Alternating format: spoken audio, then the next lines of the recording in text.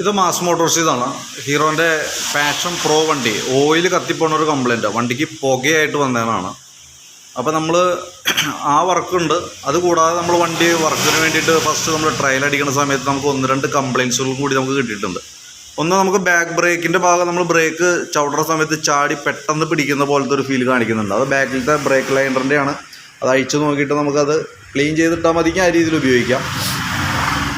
പിന്നെ കാണിച്ചൊരു complaint front ഭാഗത്താണ്. Front ഭാഗത്തെന്ന് പറഞ്ഞാൽ വീൽ ബെയറിങ് പോയി കിടക്കുന്നുണ്ട്. വീൽ ബെയറിങ് പോയി കിടന്നിട്ട് നല്ല രീതിയിൽ ഷെയ്ക്ക് കാണിക്കുന്നുണ്ട്. അതുപോലെ തന്നെ കോൺസെപ്റ്റും കംപ്ലയിൻ്റ് ആണ്. ഹാൻഡിലിൻ്റെ ബെയറിങ് കോൺസെപ്റ്റും കംപ്ലയിൻ്റ് ആയിട്ട് നല്ല രീതിയിൽ അടി കാണിക്കുന്നുണ്ട്. അപ്പോൾ ഫ്രണ്ടിൽ നിന്ന് നല്ല ഷെയ്ക്ക് വരുന്നുണ്ട്. അത് കോൺസെപ്റ്റും വീൽ ബെയറിങ്ങും മാറ്റിയാലാണ് അത് റെഡി ആവുള്ളൂ.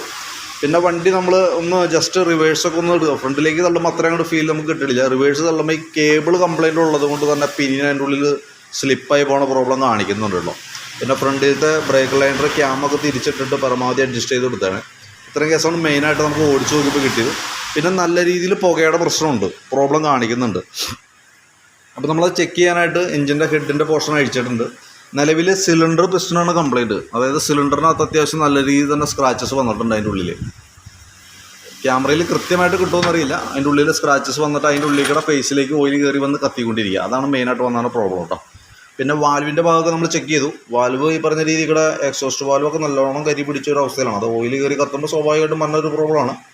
അപ്പോൾ നമുക്ക് ശരിക്കും പറഞ്ഞാൽ പുതിയ വാൽവ് ഇട്ടിട്ട് വാൽവ് സീറ്റ് ചെയ്ത് ഉപയോഗിക്കുന്നതായിരിക്കും കുറച്ചുകൂടി നല്ലത്. പിന്നെ അതിൻ്റെ ക്യാം ഷാഫ്റ്റ് റോക്കറാമൊക്കെ ചെക്ക് ചെയ്തു. അതൊന്നും നിലവിൽ വേറെ പ്രോബ്ലം ഒന്നുമില്ല. പിന്നെ ഗ്യാസ്കറ്റുകൾ ഹെഡിൻ്റെ ഭാഗത്തൊക്കെ നല്ല ലീക്കാർന്ന് ഗ്യാസ്കറ്റുകളൊക്കെ മാറ്റി നമുക്ക് റീസെറ്റ് ചെയ്യാവുന്നതാണ്. പിന്നെ മെയിനായിട്ടുള്ളതെന്ന് പറഞ്ഞാൽ നമുക്ക് അതിൻ്റെ കാർബറേറ്ററും എയർ ഫിൽറ്ററും കൂടി നമ്മൾ കൂട്ടത്തേക്കിട്ട് അഴിക്കും. കാർബറേറ്റർ ക്ലീനർ ഉപയോഗിച്ച് ക്ലീൻ ചെയ്ത് റീസെറ്റ് ചെയ്യണം. അതേപോലെ തന്നെ എയർ ഫിൽറ്റർ നമ്മൾ മാറ്റി പുതിയ എയർ ഫിൽറ്റർ ഇടും കേട്ടോ. പിന്നെ എന്താ വെച്ചാൽ സൈലൻസറിൻ്റെ ഉള്ളിൽ അത്യാവശ്യം നല്ല രീതിയിൽ ഈ ഓയിൽ കത്തിയിട്ടുള്ള കരി ആ ഒരു ഓയിൽ മയത്തോട് കൂടിയിട്ടുണ്ട്. അപ്പോൾ അതും നമ്മൾ ഈ പറഞ്ഞ രീതിയിൽ സർവീസ് സ്റ്റേഷനിൽ കൊടുത്ത് അതിനകത്ത് കെമിക്കൽ യൂസ് ചെയ്ത് പരമാവധി നമ്മളത് ക്ലീൻ ചെയ്തെടുക്കും. പക്ഷേ 100% അതിനകത്ത് പോടൊന്നുമില്ല. കുറച്ചൊക്കെ അതിനകത്ത് എങ്ങനെ നോക്കിയാലും ഉണ്ടാവും.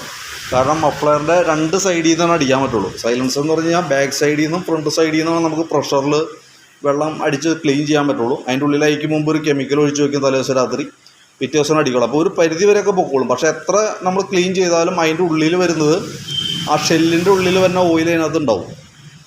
അത് കത്തി തീരണ വരെ സൈലൻസറിൽ പുക വരും, പുക കാണിക്കും. പക്ഷെ അത് എൻജിൻ ഓയിൽ കയറി കത്തുന്നതായിരിക്കില്ല, ഓയിൽ ലെവൽ കുറയില്ല കേട്ടോ. അതൊന്ന് പ്രത്യേകം ശ്രദ്ധിക്കാം. പിന്നെ സിലിണ്ടറിൻ്റെ കേസ്, സിലിണ്ടർ നമ്മൾ എങ്ങനെയാണ് ചെയ്യേണ്ടതെന്ന് വെച്ചാൽ, ഇതിൻ്റെ നമുക്ക് സിലിണ്ടർ പിസ്റ്റൺ ചെക്ക് ചെയ്യുന്ന സമയത്ത് സിലിണ്ടർ തേമാനമുണ്ട്, ഓൾറെഡി കംപ്ലൈൻ്റ് ആണ്. പിസ്റ്റൺ സ്റ്റാൻഡേർഡ് പിസ്റ്റണാണ് നമ്മൾ കിടക്കുന്നത്. അപ്പോൾ നമുക്ക് എന്താ വെച്ചാൽ ഇത് ബോർ ചെയ്ത് യൂസ് ചെയ്താലും മതി. കാരണം എന്താ അങ്ങനെ പറയാൻ കാരണം എന്ന് വെച്ചാൽ, നമുക്ക് ഈ പിസ്റ്റൺ കണക്ട് ചെയ്യുന്ന ഈ ക്രാങ്ക് ഷാഫ്റ്റ് ഉണ്ടല്ലോ, ക്രാങ്ക് ഷാഫ്റ്റിൻ്റെ കണക്റ്റിംഗ് റോഡിലേക്ക് ശ്രദ്ധിച്ചാൽ മനസ്സിലാവും നമുക്കിത് എത്ര ഷെയ്ക്കിനകത്ത് കാണിക്കുന്നുണ്ട്. അപ്പോൾ അത്ര ഷെയ്ക്ക് ഉള്ള സ്ഥിതിക്ക് സ്വാഭാവികമായിട്ട് നമ്മൾ പുതിയത് മേടിച്ച് സെറ്റ് ചെയ്യണേലും വലിയ കഥയൊന്നുമില്ല.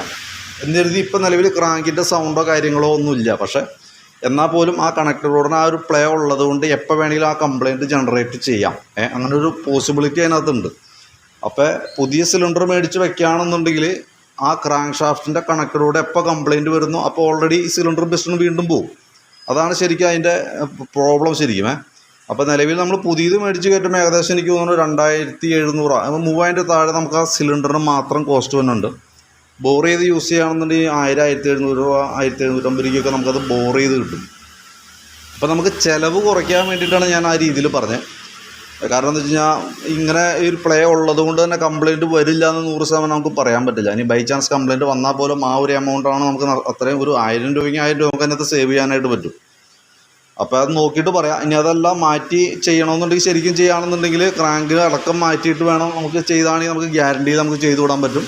പക്ഷേ നമുക്ക് പ്രോബ്ലം എന്താണെന്ന് വെച്ചാൽ അങ്ങനെ വരുമ്പോഴത്തേക്ക് നമുക്ക് ഇച്ചിരി കോസ്റ്റാണ്. കാരണം എന്ന് വെച്ച് കഴിഞ്ഞാൽ ഈ ഫുൾ എഞ്ചിൻ വർക്കായിട്ട് വരുമ്പോൾ അത്യാവശ്യം നല്ലൊരു എമൗണ്ട് വരും. അപ്പോൾ അത് നോക്കിയിട്ടൊന്ന് പറഞ്ഞാൽ മതി. ഞാനിപ്പോൾ സിലിണ്ടർ 2 രീതിയിലുള്ള എസ്റ്റിമേറ്റ് പറയാം. സിലിണ്ടർ മാറ്റിയിട്ട് ചെയ്യുന്ന രീതിയിലും പറയാം, നമുക്ക് ബോർ ചെയ്തെടുക്കുന്ന രീതിയിലുള്ളത് കേസും പറയാം. നമ്മൾ ബോറിങ് കാര്യമായിട്ട് പ്രോത്സാഹിപ്പിക്കാറില്ല, മാറ്റി പുതിയതിടാനാണ് സാധാരണ പറയാറ്.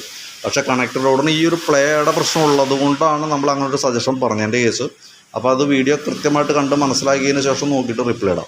പിന്നെ വണ്ടി സ്റ്റാർട്ട് ചെയ്യുന്ന സമയത്ത് നമുക്ക് ഈ എഞ്ചിൻ്റെ ഈ ടൈമിങ് ചെയിൻ, ക്യാം ചെയിൻ പോയി കിടന്നതിൻ്റെ ചിലമ്പലുണ്ട്. അപ്പോൾ കൂട്ടത്തിൽ കൂടെ നമുക്ക് സിലിണ്ടർ മാറുന്ന ലേബറിൽ തന്നെ നമുക്ക് അതിനകത്ത് ആ ക്യാം ചെയിനും കൂടി ഫുൾ സെറ്റ് അഴിച്ച് നമുക്ക് മാറ്റാവുന്നതാണ്. അപ്പോൾ ക്യാം ചെയിനും അതിൻ്റെ വീലുകൾ ഈ സൈഡിൽ വന്ന ഓയിൽസീൽ കാര്യങ്ങളൊക്കെ മാറ്റി കഴിഞ്ഞ് കഴിഞ്ഞാൽ അതുകൂടി കൂട്ടത്തിൽ ചെയ്തു പോകാനായിട്ട് പറ്റും. ആ സിലിണ്ടർ മാറുന്ന ലേബറിൽ തന്നെ അത് ഉൾക്കൊള്ളിച്ച് നമുക്ക് ചെയ്യാനായിട്ട് പറ്റും. അപ്പോൾ ആ ഭാഗം റെഡി ആയിക്കോളും.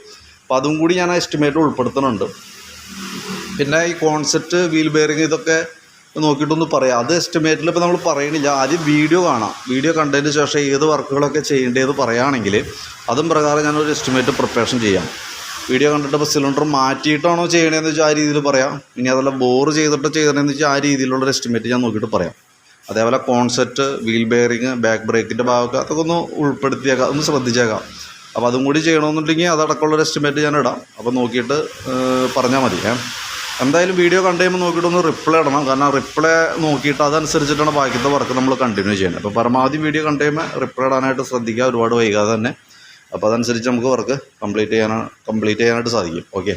അപ്പോൾ നിലവിൽ വേറെ വർക്കുകൾ അത്യാവശ്യം വേണ്ട ഒരുവിധം വർക്കുകൾ ഇതിനകത്ത് തന്നെ കഴിഞ്ഞ് പോകുള്ളൂ. ഇപ്പോൾ ബാക്ക് വീലൊക്കെ എന്തെങ്കിലും അഴിച്ച് നമ്മൾ ക്ലീൻ ചെയ്യാൻ വേണ്ടി അഴിക്കും. അപ്പോൾ ലൈനറിൻ്റെ പ്രോബ്ലമൊക്കെ ഉണ്ടെങ്കിൽ ലൈനറാണ് നമുക്ക് മാറ്റിയിടേണ്ടതായിട്ടുള്ളൂ.